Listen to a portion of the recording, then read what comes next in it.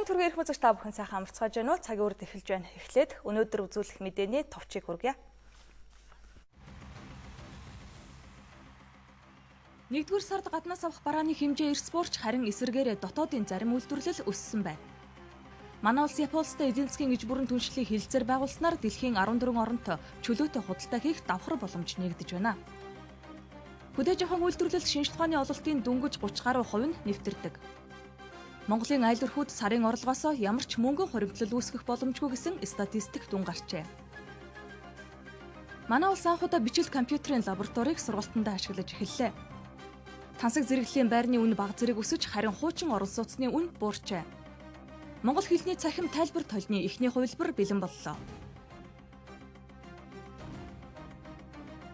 Монгол улсын ерөнхий сайд сайхан бэлэг Японы улсад ажлын айлчлал хийгээд их орондоо ирлээ. Ерөнхий сайдын айлчлал амжилттай болж олон жилийн турш яригдж байсан Монгол-Японы эдийн засгийн иж бүрэн түншлэлийн хэлэлцээрт хоёр тал гар үсэг зурлаа.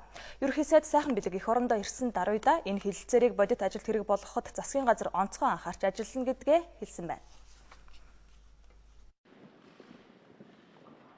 Монгол-Японы эдийн засгийн хэлэлцээрт 1000 гаруй заалт туссан. Нэгийгч үлдээлгүй хэрэгжүүлэх, цаг алдалгүй ажиллах шаардлагатай 2 жилийн өмнө Монгол улс 600 сая доллартай тэнцвэс барааг Японы улсаас импортлсон байдаг. Энэ нь одоо буугаад 400 сая доллар болсон. За тэгвэл чөлөөт худалдааны хэлэлцээр байгуулагдсанаар бүх бараанд татварын хөнгөлөлт үзүүлэх 10 жилийн дараа гэхэд татвараас 100% чөлөөлөх зэрэгээр бараа эргэлтийн урсгалыг нэмж болох бусад бүх боломж нээлттэй болоо гэдгийг ерөнхий сайд онцолж байна. Уулцсан хүн болгон Японы парламентын гишүүдээс ахуулаад засгийн газрын ерөнхий сайд нь энэ саяны 2 сарын 10 бол Монгол-Японы харилцаанд бол түүхэн өдөр шүү. Энэ өдрийг бол аль аль тал нь бол санаж явж явах ёстой. Ягаад тэгэхээр энэ харилцаанд эргэлт гаргасан. Энэ харилцааг бол эдийн засаг, эрх зүй, бусад бүх хувьд нь бол тодтогсон, улам одоо нааштай болгосон энэ том өөрчлөлтийн хэлэлцээрээ бол бид нар бол зорж чадлаа гэдэг энэ зүйл дээр бол их сэтгэл ханамжтай байгаа. Япончууд ажилдаа ороод эхэлсэн. Хоёр улсын эдийн засгийн түншлэлийн хэлэлцээрийг амьдралд хэрэгжүүлэх байгууллага бүх талын зөвлөгөөх ажлыг Японы тал хариуцгаар боллоо. Монгол улс хэдийгээр дэлхийн 130 дахь эдийн засагтайч дэлхийд номер 3-т орж гайхагддаг бас энэ том эдийн засаг, том зах зээлтэй анхны чөлөөт худалдааныхаа энэ гэрээ хэлэлцээрийг амжилттай байгуулж чадсан. Монгол улсын дараагийн энэ чөлөөт худалдааны гэрээ эдийн засгийн түншлэлийн бусад энэ гэрээ хэлэлцээрт бол хамгийн эерэг нөлөө үзүүлэх нь дамжиггүй ийм бол үйл явдал боллоо. Одоо хоёр орны парламент эдийн засгийн түншлэлийн хэлэлцээрийг сойрхон баталснаар хүчин төгөлдөр үйлчлэнэ. Юуны өмнө хоёр засгийн газрын хоорондоо EPA буюу эдийн засгийн түншлэлийн гэрээг анх удаа байгуулсан. Японы хувьд 15 дахь орн болсон. Монголын хувьд анх удаа имерхүү одоо гэрээг байгуулснаар ерөн одоо хоёр улсын хоорондын худалдаа эдийн засгийн харилцаа маш одоо хурдан хөгжиж ингэж итгэж байна.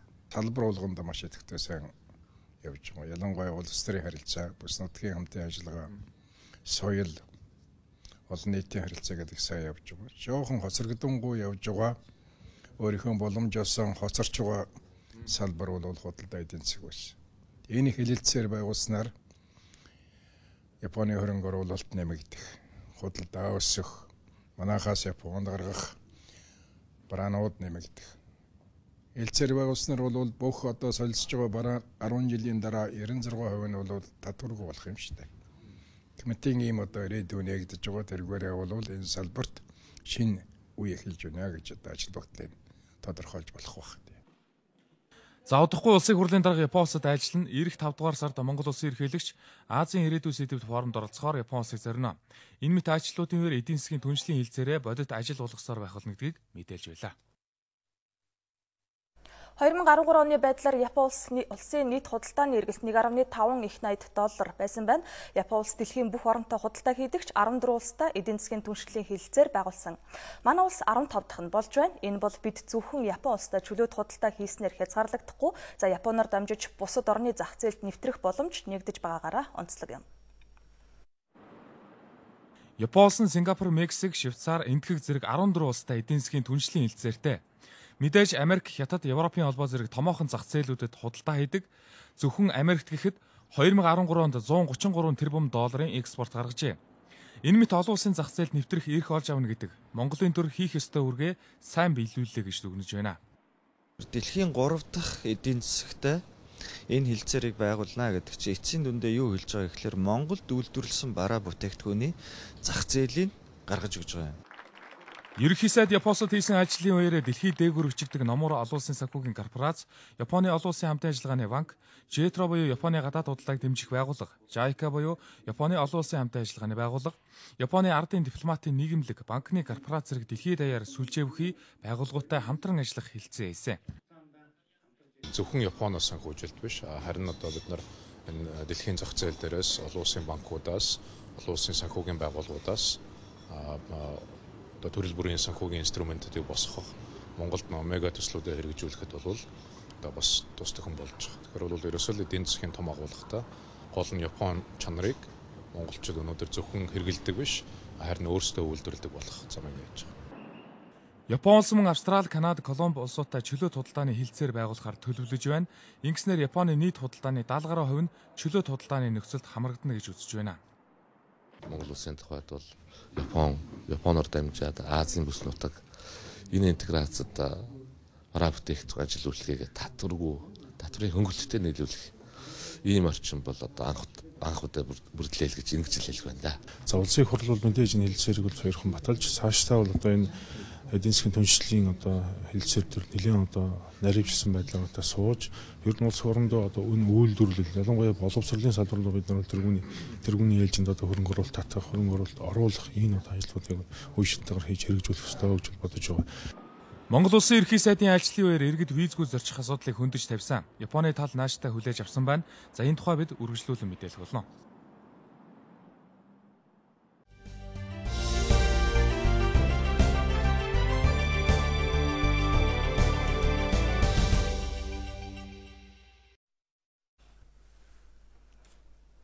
Цагийн урт хөтөлбөр үргэлжилж байна. За үндэсний статистикийн хороо өнөөдөр 2015 оны 1-р сарын хүн ам нийгэм эдийн засгийн статистик үзүүлэлтүүдийг танилцууллаа. Хэдийгээр эдийн засаг хямралтай байгаа ч оны эхний сард дотоодын үйлдвэрлэл өссөн мэдээтэй байна. За бид 3 сая дахь иргэнэ 1-р сард хүлээж авсан. Гадаад худалдааны тэнцэл ашигтай гарсан гэх үзүүлэлтүүдийг статистикчид 1-р сард онцолж байгаа юм а. Статистикийн үзүүлэлтүүдийг ажиглаж байхад манай улсад эдийн засгийн хямрал сайн муу хоёр талыг бидэнд авчирч байгаа нь ажиглагдж байсан юм а. Сайн тал нь энэ 1-р сард импортын бараа бүтээгдэхүүн өмнөх оны мөн үетэй харьцуулахад 26.6%-аар буурсан. Өмнөх жилүүдэд цагаан сарын өмнө импорт эрс ихсдэг байтал буурч оронд нь шар ариг, ундаа, нарийн бов, чихэр, хевс, сүлжмэл идэлэл, төмөрхийц, гутал, савлсан цай зэрэг аж үйлдвэрийн бараа бүтээгдэхүүний үйлдвэрлэлийн хэмжээ 2-4 дахин нэмэгдсэн байна. Энэ бол үндэсний үйлдвэрээ дэмжиж байгаагийн нэг гол үзүүлэлт гэж мэргэжилтнүүд хэлж байлаа. Харин экспортын хувьд $472 сая хүрсэн. Өмнөх оны мөн үетэй харьцуулахад 47%-аар өссөн зэсийн экспорттой холбоотой гэж тайлбарлаж байна. Түүнчлэн гүйлгэнд байгаа бэлгэн мөнгө 1-р сарын эцэс 732 тэрбум төгрөг буюу өмнөх оныхоос 18%-аар буурсан байна. Харин татварын хэмжээ өмнөх оны мөн үеэс 17% өссөн. За үүнд бусад төлбөр хураамжийн хэмжээ 3.6 дахин, нийгмийн даатгалын орлого 8 дахин өссөн. Татварын нийт орлого нэмэгдэхэд нөлөөлсөн байна. Гэхдээ нэмэн үртгийн албан татвар 30%-аар, онцгой албан татвар 10%-аар, орлогын албан татвар 5%-аар буурсан байна. За нэмэгдсэн үртгийн албан татвар бол мэдээж аж ахуйн нэгж байгууллагын орлогоос хамаардаг татвар байгаа тийм. Энэ үүнтэй өвлдөд хураагдж байгаа орлогын татвар нь бас нөлөөлж байгаа. А хэдийгээр нэмэгдсэн үртгийн албан татвар бол сар сараараа хийгддэг ч гэсэн бас өнгөрсөн оны үлдэгдэл тийм дараа оны зөрүү мөрөөгээд тооцоонууд бас байдаг. Бүртгэлтэй ажилгүй иргэдийн тоо өмнөх оны мөн үетэй харьцуулахад 7.6%-аар өссөн буюу одоогийн байдлаар хөдөлмөрийн биржид бүртгэлтэй нийт 35,800 иргэн ажил хайж байна. Өрхийн орлого өмнөх оны мөн үеийнхээс 8.8%-аар өссөн ч өрхийн зарлагын хувьд 9.5%-аар өсжээ. Өрхийн дундаж мөнгө орлого бол 972 мянган төгрөг болсон. За өмнөх оны мөн үетэй харьцуулбал 78.7 мянган төгрөгөөр бол нэмэгдэж 8.8%-аар бол өссөн ийм үзүүлэлттэй. Гисэн хэдий ч зарлага бол 988.6 мянган төгрөг буюу өмнөх оны мөн үеэс бол 86.1 мянган төгрөгөөр өссөн байна. Өөрөөр хэлэх юм бол зарлага орлогын тэнцвэр баланс бол 16 орчим мянган төгрөгийн зөрөөтэй байдлаар бол үүсэж байгаа. Хэрэглээний үнийн улсын индекс өнгөрсөн 1-р сард өмнөх сарынхаас 1.7%-аар харин 2014 оны 1 сартай харьцуулахад бараг 10%-аар өссөн байна. Тиймээс ч гүйлгээнд байгаа бэлэн мөнгөний хэмжээ хумигдаж өмнөх оныхоос 18%-аар буурсан нь макро эдийн засгийн бас нэг сонирхолтой үзүүлэлтээс юм а. Үл хөдлөх хөрөнгийн зах зээл дээр судалгаа хийдэг багийнхны үзэж байгаагаар манай зах зээл дээр нэг талдаа орон сууцны илүүдэл болчихсон, харин нөгөө талдаа орон сууц худалдан авах хүсэлтэй маш олон хүн байгаа ч бэлэн мөнгөгүй байна. Энэ нь орон сууцны үн аажмаар буурахад хүргэж байна гэж үл хөдлөх хөрөнгийн зах зээл дээр судалгаа хийдэг багийнхан хэлж байна. Монгол банк үл хөдлөх хөрөнгө зуучлалын компаниудтай хамтран гаргадаг нийслэлийн орон сууцны үнийн индексийн судалгааг өнөөдөр олон нийтэд танилцууллаа. 2015 оны 1-р сарын байдлаар Улаанбаатар хотод орон сууцны үн өмнөх сараас бага зэрэг буурсан үзүүлэлттэй гарчээ. Улаанбаатар хотын орон сууцны үнийн индекс 6 сар дараалан буурлаа. Монгол банкны захиалгаар хийсэн судалгаагаар 2015 оны 1 сард суурь буюу 2013 оны 1 сараас 17.9% өсөлттэй гарсан байна. Энэ өсөлтийг 2014 оны 12 сартай харьцуулахад 1.9%-аар буурсан үзүүлэлттэй байгаамаа. Үүн дотроо хуучин орон сууцны үнийн индекс өмнөх сараас 1.5%-аар буурсан бол шинэ орон сууцны үнийн индекс бага зэрэг өсөлттэй гарчээ. Шинэ орон сууцны тухайд бол суурь үеэсээ 13 оны 1 сараас хойш 27.1% өсөлттэй. За өнгөрсөн сараас 0.3% өсөлттэй. За өмнөх оны мөнийтэй харьцуулах юм бол 4.4% өсөлттэй байна. Харин хуучин орон сууцны хувьд бол суурь үеэс 14.4% өсөлттэй гарч байгаа индекс нь. За энэ нь өнгөрсөн сараас 1.5%. За өнгөрсөн оны мөнийтэй харьцуулах юм бол 5.2%-аар буурсан үзүүлэлтүүд байна. Шинэ орон сууцны дундаж үн 1 м квадрат нь 2,160,000 төгрөг байна. Сүхбаатар дүүрэгт хамгийн үнэтэй буюу дунджаар 3,50,000 байгаа бол Сонгон хайрхан дүүрэгт 1,660,000 байна. Харин хуучин орон сууцны 2 өрөө байрны дундаж үн 98,800,000 төгрөг байна. Мөн Сүхбаатар дүүрэгт хамгийн үнэтэй буюу дунджаар 114.5 сая төгрөг байгаа бол Сонгон хайрхан дүүрэгт 78.5 сая төгрөгөөр зарагдаж байна. Барилгын салбарт гадны хөрөнгө оруулалтыг татъя төрийн орон сууцны корпорацийн үйл ажиллагааг өргөжүүлэе гэж барилга хот байгуулалтын сайд салбарынхантайгаа уулзахдаа онцолжээ. Ажилд нь юу саад болж байгаа гэхэл асуудлаа хамтдаа шийдэе. Гэхдээ хүний амь насыг нэгдүгээрт тавьж хариуцлагатай ажиллахыг хуулиар шаардна. За хэрэгжүүлж чадахгүй бол энэ зах зээлийг орхих ёстой гэдгийг ч анхааруулсан байна. Эдийн засаг хүндрэхэд хамгийн хүнд зохиолт нь барилгын салбарт ирдэг. Жишээ нь улсын төсвөөс энэ салбарт хөрөнгө оруулалтын чиглэлээр 2013 онд 100 орчим тэрбум, харин өнгөрсөн онд 185 тэрбум төгрөг хуваарлагдаж байсан. Тэгвэл энэ онд 100 гаруй тэрбум төгрөгөөр буурч батлагдсан байна. Тиймээс бид гадны хөрөнгө оруулалтыг энэ салбарт татах хэрэгтэй байгаа гэсэн юм а. Гадаадын хөрөнгө оруулалтыг оруулна гэхдээ үйл хөдлөх хөрөнгийн салбар дээр оруулна гэж яриад байгаа юм а. Тэр нь юу яриад байгаа гэхээр барилгын компаниудын өрсөлдөгчдийг татаж оруулж ирэх гэсэн юм шээ. Өөрөөр хэлбэл барилгын компаниудыг оруулж ирэх гэв. Монголд бол барилгачид байна, барилгын салбарын мэргэжилтэн, инженерүүд, архитекторууд нь бол байна. Монголчууд өөрсдөө барилгаа бариад сурцсан байна. Харин энэ барьсан барилгын авдаг ийм аж ахуйн нэгжүүдийг оруулж ирэх нь бол маш чухал байгаа юм байна. Арилжааны банкны шалгуурыг давж орон сууцны зээлд хамрагдах иргэдийн тоо буурч байна. Үүнд эдийн засгийн одоогийн нөхцөлч нөлөөлж байгаа. Тиймээс олон иргэнийг тухтай орчинд амьдруулах, цаашдаа барилгын салбарт үр ашиг авчрахын тулд түрээсийн орон сууц хөтөлбөрийг 2015-аас 2016 онд хэрэгжүүлэх юм байна. Улаанбаатарт 1000 айлын, аймгийн төвүүдэд 60 айлын түрээсийн орон сууцыг төр хувийн хөвшил мөн гадны зээл тусламжаар байгуулна гэсэн юм а.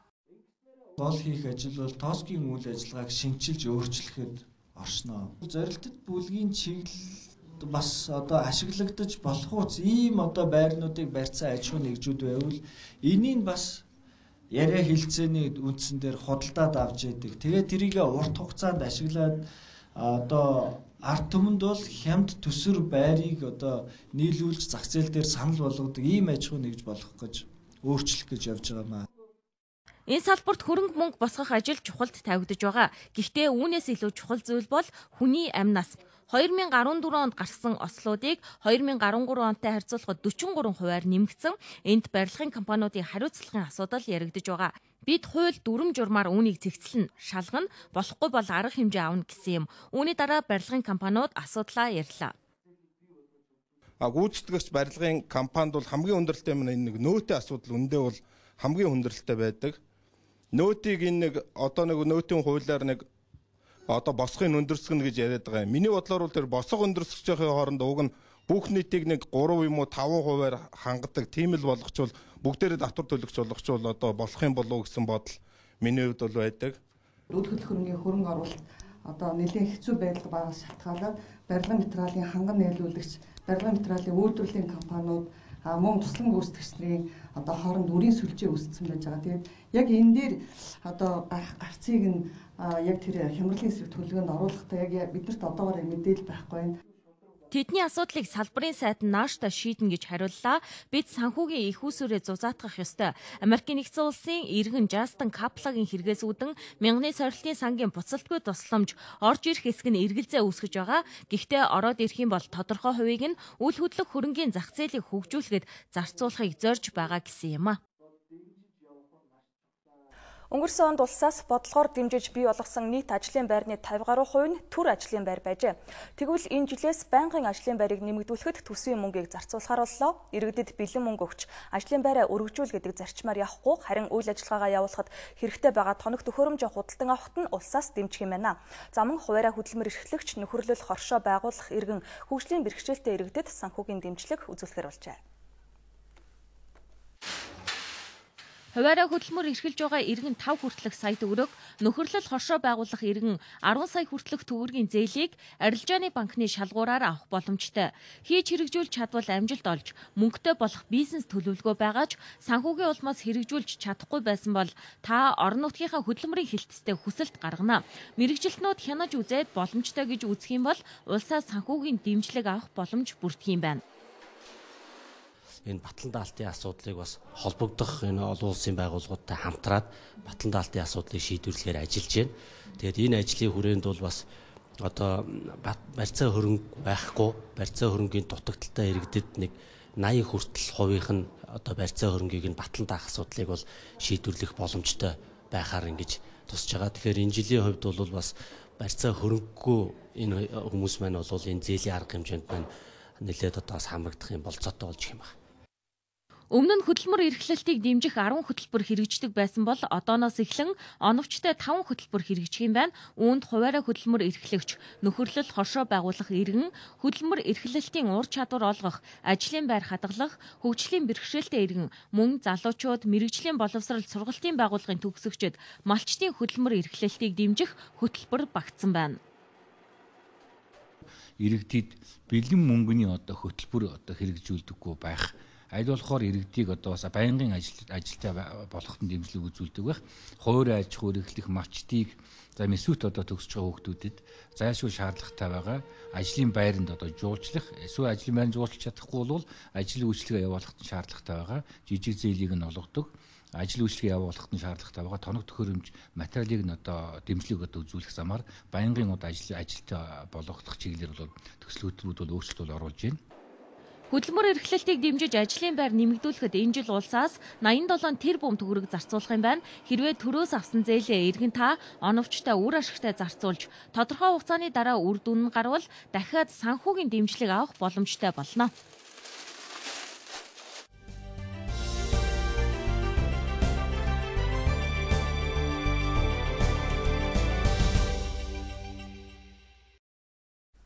Цагийн урт хөтөлбөр үргэлжилж байна. Улсын хурлын нэгдсэн чуулганаар улсын өрийг харилцааг зохицуулсан эрх зүйн орчныг бүрдүүлэх үүднээс холбогдох хуулийн төслүүдийг хилцэж эхлэв байна. Засгийн газрын хувьд өрийн удирдлагын тухай хуулийн төслийг дахин боловсруулад өргөн бариад байгаа юм а.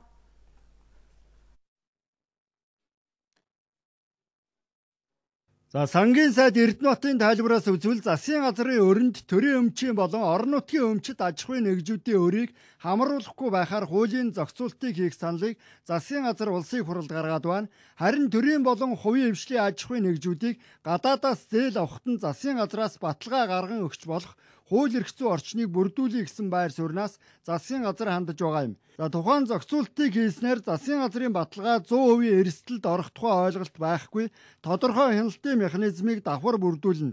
Бас эрсдлийн сан байгуулна гэсэн тайлбарыг сангийн сайд өглөө.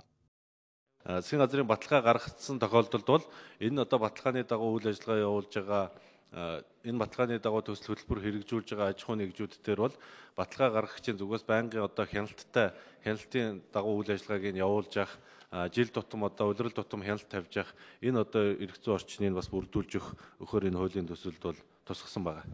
За сангийн сайтын тайлбарлаж байгаагаар бол түрүүнд нь засгийн газраас аж ахуйн нэгжүүдэд гаргасан зээлийн баталгааны хэмжээ дотоодын нийт бүтээгдэхүүний 12% төрсөн байна. Тухайн хэмжээг 8%-аар нэмэгдүүлэхээр хуулийн зохицуулт хийсэн нөхцөлд засгийн газрын баталгааны хэмжээ дотоодын нийт бүтээгдэхүүний 20% төрөх юм. Харин засгийн газар хувийн аж ахуйн нэгжүүдэд гадаад зээлийн баталгаа гаргах нь эрсдэлтэй гэдгийг зарим гишүүн сануулж байна. Улсын хурал өрийн удирдлагын хуулийг батлан гаргахдаа зарим талын эрсдлийг хаах, өрийн зохицуултыг тодорхой болгоход анхаарах хэрэгтэй гэж гишүүд үзэж байна. Ер нь олон улсын санхүүгийн байгууллагууд тэр зөвлөж явах тааш тэр энэ хувийн хэмшил баталгаа гаргахыг чинь бол эрсдэлтэй гэж үздэг нь шүү дээ сангийн сайд. Эрсдэлтэй гэж үздэг. Тийм учраас үеийн засгийн газрын валютын сантай байгуулж ирсэн хөтөлбөрүүд ийм зээлүүдийг хоригддаг байсан. Ингээд яралтай баталж гаргах хэрэгтэй. Тэгвэл бидний яриад байдаг нөгөө авж байгаа евро бонд, Чингис бонд, Самура бонд ер нь бусад хөнгөлөлтөө болон арилжааны зээлүүдээр засгийн газар төр өөрөө ямар байр суурьтай байх юм бэ? Баталгаан дээр яаж хандах юм бэ гэдэг ийм асуудлууд нь бол маш их ойлгомжтой болно. Энэ төрийн өмчит компаниудын тавьж байгаа өр зээлүүд дээр бол зайлшгүй юм хяналтын зохицуулалт, хариуцлагын зохицуулалтууд зайлшгүй байх ёстой. Тэрнээс биш одоо ингээд төрийн өмчит компанийхаа одоо дөрмийн сангаар хариуцлага хүлээгээд явна гэдэг ганцхан юм зохицуулалтаар явна гэдэг энэ хэрэгсэлтэй. За улсын хурал төсвийн тогтвортой байдлын тухай хуульд холбогдох нэмэлт өөрчлөлтийг оруулж, өрийн удирдлагын тухай хуулийг батлан гаргасан нөхцөлд өрийн дээд хязгаарыг дотоодын нийт бүтээгдэхүүний 60% барих эрх зүйн боломжийг бүрдүүлэх чиглэлтэй байна. Хүдээж ахуйн салбарт шинжлэх ухааны ололт, шинэ технологиг нэвтрүүлэхэд хөрөнгө мөнгө шаардлагатай байна гэж эрдэмтэд хэлж байна. Судалгаа шинжилгээний үр дүнд шинэ нээлтийг манай судлаачид гаргаж ирж байгаа ч ердөө 30-40% нь үйлдвэрлэлд нэвтэрдэг юм байна.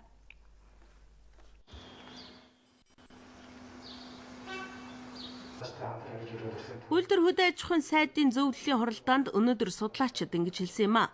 Манай улстай хил залгаа өвөр Монголын урт үзэх орны Хөлөн Бөөрийн аймаг 18 сая толгой малтай хэрнээ жилдээ 200 мянган тонн мах бэлтгэдэг.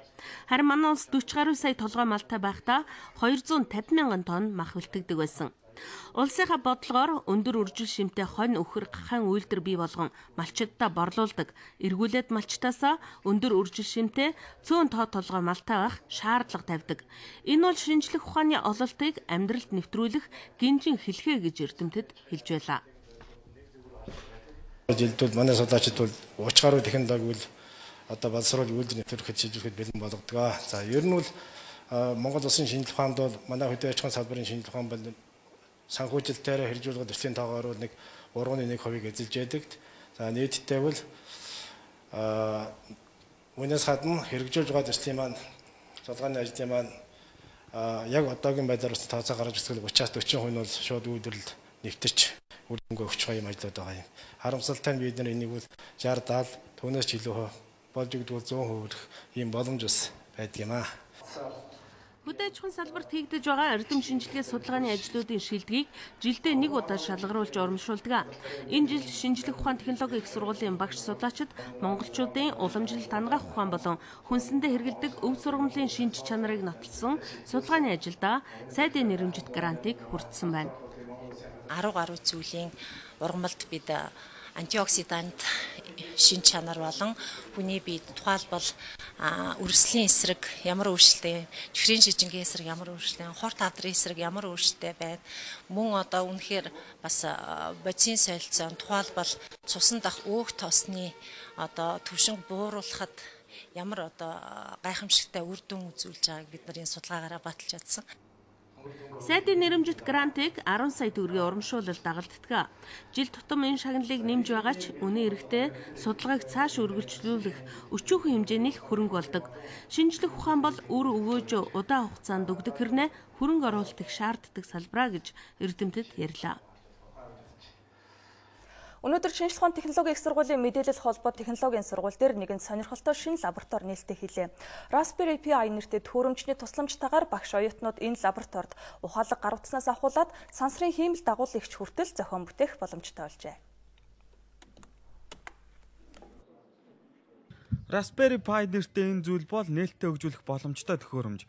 Өөрөөр хэлбэл энэ нь аливаа механизмын тархин болж ажиллах чадвартай төхөөрөмж юм а. Үүнийг ямар ч зориулалттай технологи бүтээхээр хөгжүүлэх бүрэн боломжтой гэж нээлттэй инновацийн лабораторийн эрхлэгч тайлбарлаж байна.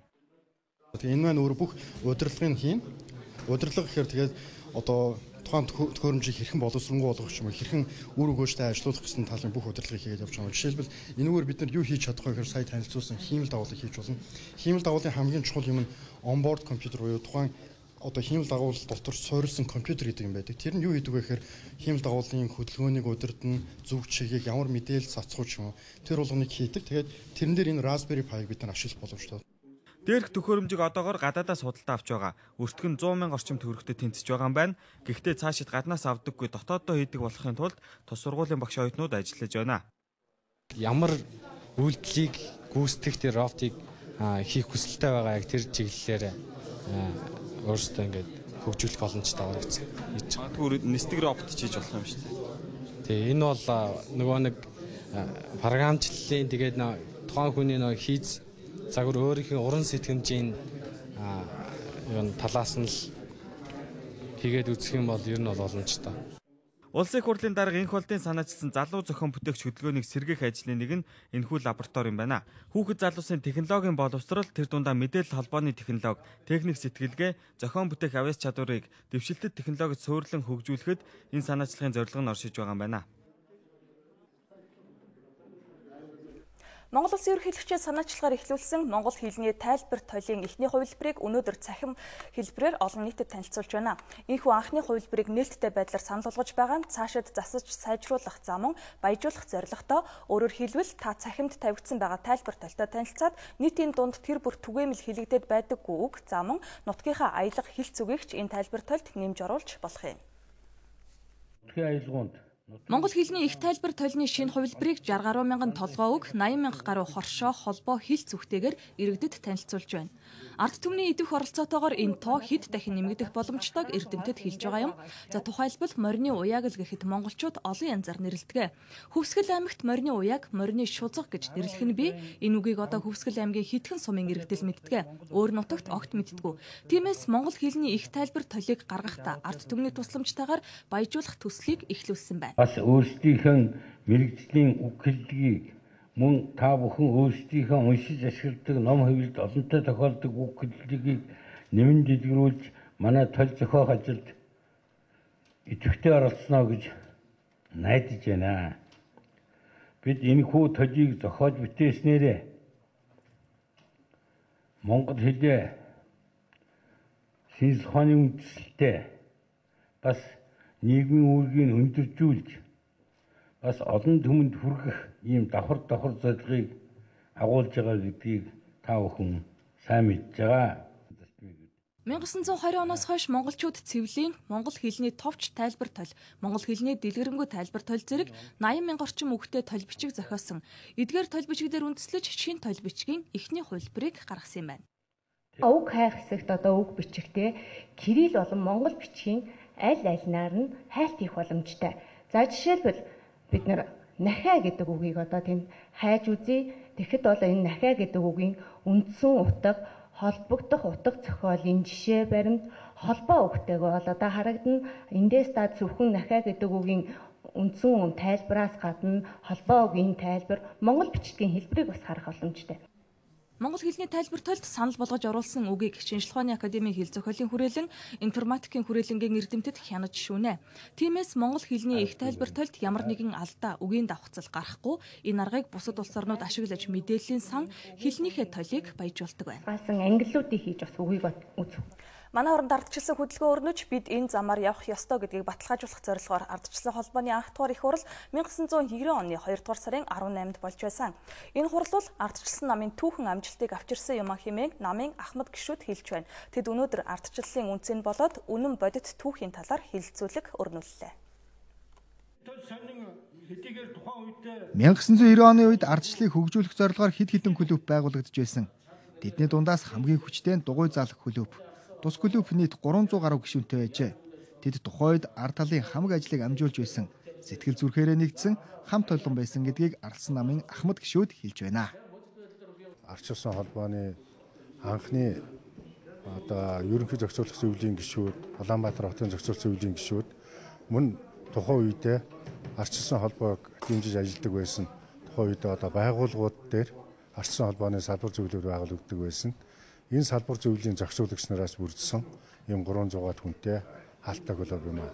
Арч ирсэн холбооны анх дахь их хурл хурласнараа Монголын арт түмнийг одоо өөрийнхөө хүсэж мөрөөдөж байгаа тэр мөрөөдөлтөд хүрэхийн тулд тэмцэх ёстой гэдгийг ойлгуулсан.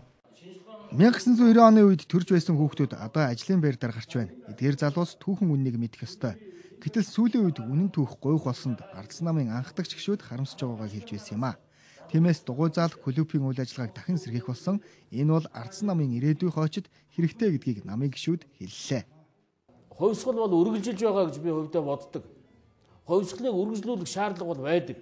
Цаг бүрээд бид энэ хувьсгалын бамбааг бол өндөрт авч явж явах ёстой гэж би хувьдаа бодд юм аа. Өөрөөр хэлбэл дугуйзаал клуб Ардсан намын гал голомт. Эндээс л бид түүхэн үнэ хайх ёстой гэдгийг Ахмад гишүүд сануулж байсан юм аа. Тухайн үеийн Монголын нийгэм хайрын бүх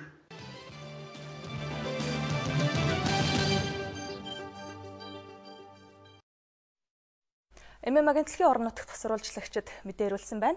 Монгол улсын 3 сая дахь иргэнтэй үе чацуутан болж мэндэлсэн 181 хүүхдийн 8 нь Арангаан аймагт төржээ. 3 сая дахь иргэнээс 6 минутын хойно төрсэн Батхан хүүд Арангаан аймгийн удирдлагад 2 өрөө байрны эрхийн бичиг гардуулан өгсөн бол түүний үе чацуутангуудад хүндэт өргөмжлөл зам, бэлэг дурсгалын зүйлсөгч хүндэтгэл үзүүлсэн байна. Монгол улсын 3 сая дахь иргэнтэй тун ойролцоо буй ердөө 6 минутын зөрүүтэй мэдэлсэн Батхан хүүгийн аав ээж хоёр нь хоёулаа Арангаан аймгийн уугуул иргэтэй. Аав Баянбат нь шинжилгээ ухааны технологийн их сургуулийн 4-р курсын оюутан бол ээж Лам Дэлгэр нь их засаг их сургуульд сурдаг. Хөдөөнөөс хотод сурдаг тэд хүүхдээ Арангаан аймгийнхаа нэгдсэн эмнэлэгтээ төрүүлж 3 сая дахь иргэний ийхүү үе чацуутан болж байна. Интернетээс харсан тэгээд нэгтгэж чадахгүй бүгдөө тэгээ бас мэдээгээр гарч ийн гэдэг хүнээс яа сонсоод гэж та интернетээр орж харсан гэсэн чинь аймаг болгоны юг төвцөөс 3 сая төгрөнд чивэцдэг. Тэгэл мэдсэндээ бид. Арангаан аймгаас төрсэн 3 сая дахь иргэний үе чацуут нарыг алдаршуулах ажлын хэсгийг аймгийн нийгмийн хөгжлийн хэлтсийн дарга нэм даваагаар ахлуулсан 4 өдрийн бүрэлдэхүүнтэйгээр байгуулж бяцхан үрсийг мэндэлсэн цагаас нэхлэн орон нутгийн хэвлэл мэдээллийн хэрэгслэр олон нийтэд мэдээлэх ажлыг зохион байгуулж замун аж ахуйн нэгжүүдийг ч гэсэн энэ ажилд татан оролцуулжээ. 3 сая дахь иргэний үе чацуутангуудыг манай аймгийн хэмжээнд бүх одоо албан байгууллага нэгжүүд одоо бүгдээрээ ур айлхнаар хүлээж авсан. Эрүүл мэндийн салбарт ажиллаж байгаа одоо байгууллагууд нэгдэж одоо хүүхдэд төлгий живхийн өгч явах жишээ нь. Мөн одоо Нисэх даргаанд хамгийн газраас одоо 2 өрөө байрыг одоо бэлгэллээ.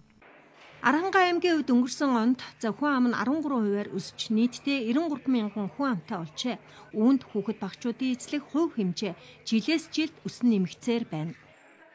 Тэгэхээр энэ жилийн хувьд Арангаачууд хүн зан олон маань өссөн хамгийн том одоо гавья хамгийн том үзүүлэлт нь болж байна. Өнгөрсөн жилийнхээс 13%-аар хүн зан олон маань өслөө.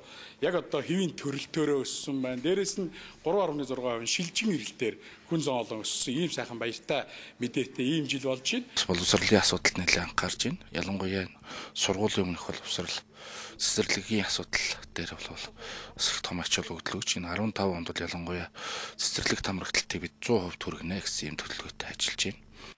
Төрөлт нэмэгдгийн хэрээр түүнийг дагсан нийгмийн бусад салбарын үйлчлэгийг чанаржуулж хүртээмжийг нь сайжруулах хэрэгтэй болж байна.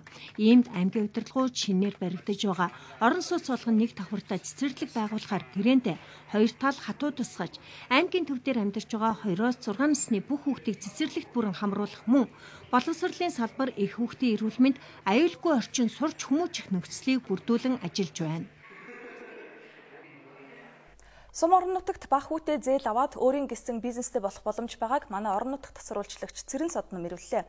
Хар хорин сумын иргэн Дашням сум хөгжүүлэх сангаас зээл авч шахмал түлшний үйлдвэр ашиглалтанд оруулсан. Ингэснээр өөрийн гэсэн тогтмол орлоготой болсноос гадна бусдыг ажлын байраар хангах боломж бүрджээ.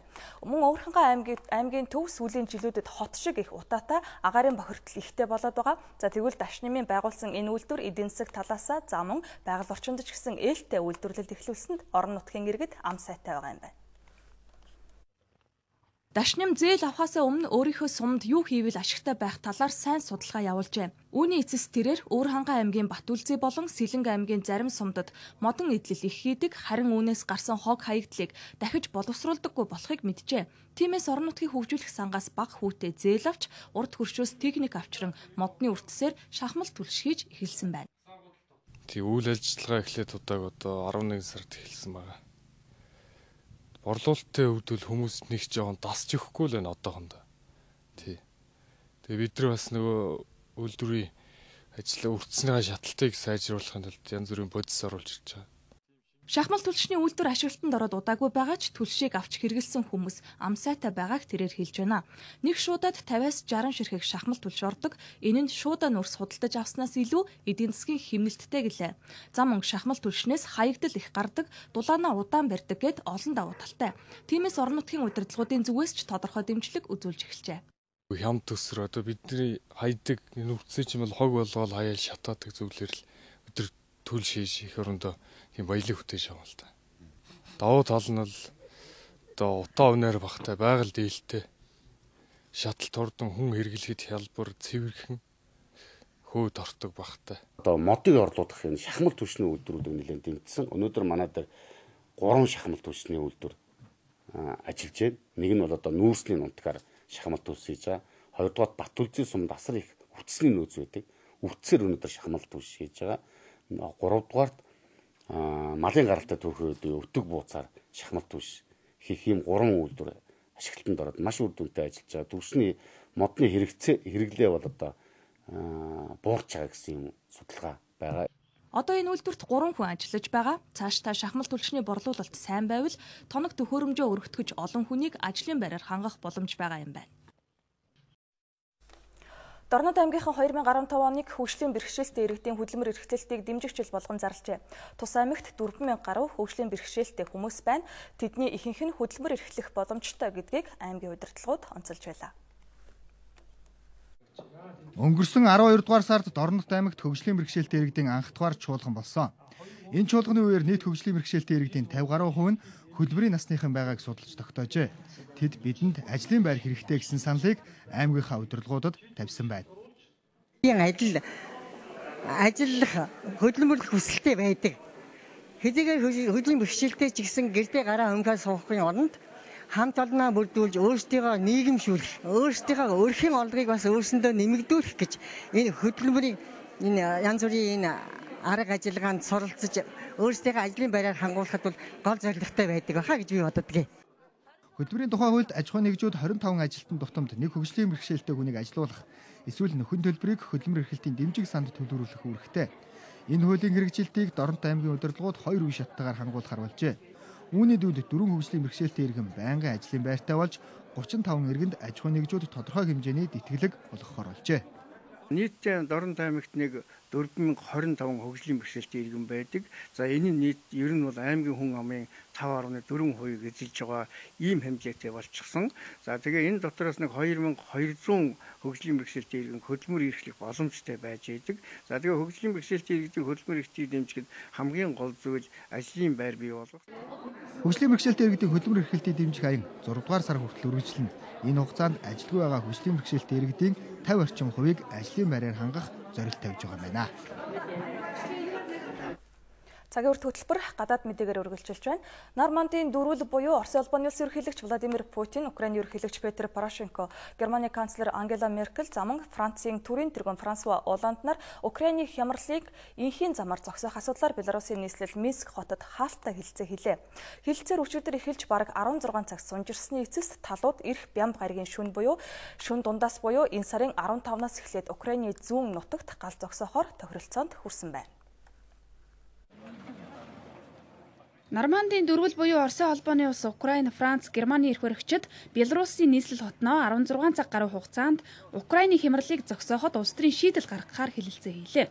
За Минскийн хэлэлцээний дүнд талууд Украины зүүн бүсэд Донбасс автономт эрх олгох эсэхээр санал хураах, за Донбассын тусгай статуст Украины Радаас 30 хоногийн дотор шийдвэр гаргуулах, мөн дайтагч талууд зүүн бүсээс хүнд зэр зэвсгээ эргүүлэн татах, за одоогийн тулалдааны шугам дагуу зэвсэггүй хүмүүнлэгийн бүс тогтоох, зүүн мужуудын цалин тэтгэврийн асуудлыг нэгтгэж шийдвэрлэх, за Киев хилээ хянах, гадны цэргийг Украины газар нутгаас гаргах, 2015 оны эцэс гэхэд Украин мужуудын эрх мэдлийг өөрсдөд нь шилжүүлэх шинжилэлтийн хөтөлбөр эхлүүлэхээр үндсэн тохиролцоог хийлээ. Оросын холбооны улсын ерөнхийлөгч Владимир Путин хэлэлцээний үйл явц бүх талд хүнд байсан ч талууд гол асуудал дээр тохиролцож чадлаа гэдгийг онцолж хэлсэн юм а. Харин Францын ерөнхийлөгч Франсуа Олланд энэ бол маш чухал гэрээ. Гэхдээ бүх нөхцөл дээр тохиролцоонд хараахан хүрч чадсангүй гэдгийг онцолж хэллээ. За Нормандийн дөрвөлөөс гадна Донецк, Луганск эрх баригчид Минскд ирж Украин Оросын холбооны улс болон Европын аюулгүй байдлын хамтын ажиллагааны байгууллагын төлөөлөгчдтэй уулзалт хийсэн юм а. За тэд Нормандийн дөрвөлийн санал болгосон гэрээнд гарын үсэг зурхаас татгалсан тухай Итар тас агентлаг уламжилж байна. Өмнө нь өнгөрсөн оны 9-р сард мөн л Минск хотод гал зогсоох гэрээг баталсан. За энэ гэрээгээр Украины зүүн хилээс зэр зэвсгээ эргүүлэн татах, Орос Украины хилд аюулгүй бүс тогтоох, за зүүн мужуудад өөрийгөө захирах эрх олгох асуудлыг тусгасан байсан. За гэвч дайдагч хоёр тал Минскийн гал зогсоох өмнөх гэрээг тун удалгүй зөрчиж, за тулалдааны гал өнөөдрийг хүртэл үргэлжилж байна. Минскд Украины зүүн бүс нутагт тулалдааны галыг зогсоох эсхийг Нормандийн дөрвөл хэлэлцэж байх хооронд олон улсын валютын сан Украин улсад 17.5 тэрбум Америк долларын тусламжийн зээл олгох гэрээг баталлаа. Грекийн шин засгийн газар олон улсаас авсан зээлийн хатуу нөхцөл улс орныг нь хямраасан гэж үзээд зээлийн нөхцөлдөө өөрчлөлт оруулахыг чармааж байгаа билээ. Энэ хүрээнд Грекийн засгийн газар Еврогийн бүсийн зээлдэгчдтэйгээ урьдчилан асуудлаар яриа хэлэлцээ хийсэн боловч үр дүнгүй өндөрлөлөө. Гэхдээ эх 7 хоногийн уулзалтаас өмнө дорвитой шийдэлд хүрэх төлөвлөгөөнд талууд санал нэгдсэн байна. Грекийн эдийн засаг сүүлийн хэдэн жилийн дотор 25% буурч, за ядуурлын төвшин нь улам нэмэгдэж байгаа юм а. Еврогийн бүсийн сангийн сайдууд эрэх даваа гарагт Грекийн сангийн сайд Янис Варувакистай уулзалт хийхээр тавуулсан. За энэ уулзалтаас нааштай үр дүн гарах болов гэсэн хүлээлт зах зээлд бий болоод байна. Бид Грекийн хямралыг бүх талаас нь маш үр дүнтэй өргөдгсөн хэлцээ хэлээ. Еврогруп Грекийн эдийн засгийн түүхэнд шинэ үе авч ирэх боломж бий. Ингэснээр бид үрд зээлийн болоод хүмүүнлэгийн хямралыг зогсоож чадна. Бидний санал бол маш энгийн. Нэг талыг барьсан алхам хийхгүй, түрэмгийлэхгүй. Бидний саналыг Европын холбоо хэлэлцэж, биднийг түншүүттэйгээ тохиролцох боломжийг олгохыг л хүсэж байна. Бид зээлийн эргэн төлөлтийг сунгах боломжийн талаар ярьлаа. Европын төв банк болон олон улсын валютын сан Грекийн эрх баригчтай хамтран ажиллахад бэлэн гэдэг нь илэрхий байна. Гэхдээ тэд Гректэй хамтрахад эхлээд улс төрийн дүгнэлт хэрэгтэй. Сая наривчилсан асуудлыг яриаггүй, тэгэхээр бидэнд жаахан цаг хэрэгтэй байна. Америкийн нэгдсэн улсын ерөнхийлөгч Барак Обама лалын улс бүлэглэлийн эсрэг цэргийн хүч ашиглах зөвшөөрөл хүссэн төслийг Конгресста өргөн барьсан байна. Энэхүү төсөлд ерөнхийлөгч Обама лалын улс бүлэглэл Ирак, Сирь болон ойрхон орнуудын орнуудын ард түмэнд замун Америкийн нэгдсэн улсын үндэсний аюулгүй байдалд аюул занал учруулж байгааг тэмдэглэсэн байна. Гэхдээ Америкийн нэгдсэн улс Афганистан, Иракад явган цэргийн өргөн бүрэлдэхүүн оруулж том дан эхлүүлсэн шиг одоо дахиад алдаа гаргахгүй гэдгийг Барак Обама онцоллоо. Өөрөөр хэлбэл Америкийн нэгдсэн улсын ерөнхийлөгч хязгаарлагдмал нөхцөл байдлаар ялангуяа аврах ажиллагаа, тагнуулын мэдээлэл цуглуулах, лалын улс бүлэглэлийн удирдлагуудыг онилсон цэргийн ажиллагаанд тусгай хүчнийхнийг ашиглах зорилгоор цэргийн хүч оруулах зорилготой байна. За цэргийн хүчийг 3 жилийн хугацаатай даалгавар гүйцэтгүүлэхээр Ирак, Сирьд байлгахаар цагаан ордон төлөвлөжээ. Одоо бид алдаа гаргахгүй. Энэ бол маш хэцүү даалгавар байх болно. Энэ даалгаврыг гүйцэтгэхэд хэцүү, ялангуяа алслагдмал бүс нутгуудад алан хядагчдыг устгахад цаг хугацаа их шаардлагатай.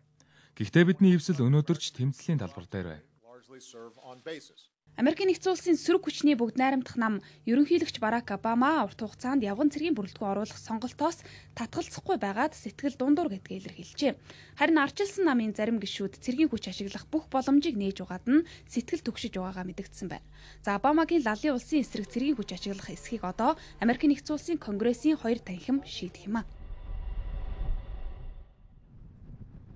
Арабын нэгдсэн Эмират улсын бөмбөгдөгч онгоцууд өчигдөр Йорданы агаарын баазаас Ирак дахь лалын ус бүлэглэлийн байршлуудад цохилт өгөхөөр хөдөлжээ.